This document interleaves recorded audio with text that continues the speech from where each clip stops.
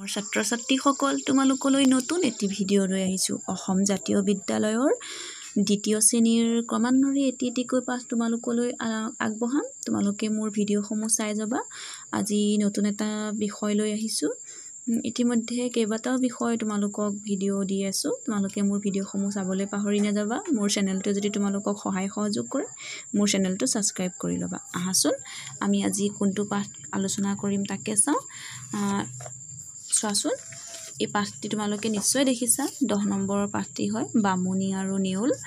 এই পাঠটিলৈ যোৱাৰ আগত তোমালোকে এই শব্দকেইটা চোৱাচোন। ব্ৰাহ্মণ, পত্নী, আক্ৰমণ, ভৰ্তি, কিন্তু, উত্তৰ, নিশ্চয়, ইতিমধ্যে, মৃত্যু।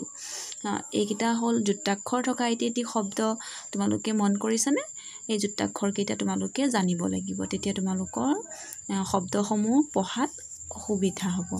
আহাচোন মূল পাঠটিলৈ যাওঁ। এসময়ত এখন গাঁৱত এটা ব্ৰাহ্মণ পৰিয়াল আছিল। ব্ৰাহ্মণ আৰু তেওঁৰ পত্নীক মানুহে বামুণ আৰু বামুণী বুলি মাতে।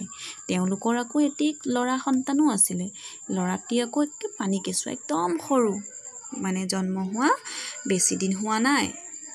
পুৱাই বামুণ নিজৰ কামত ওলাই যায়। বামুণীয়ে কেঁচুৱাটিক আদৰ যত্নৰ কৰি ঘৰতে থাকে। বামুণীৰ ঘৰুৱা কাম কাজো থাকে। পুৱা কামলৈ ওলোৱাৰ আগতে বামুণে ল'ৰাটিক চায় আৰু বামুণীয়ে ঘৰৰ কাম কাজবোৰ কৰে।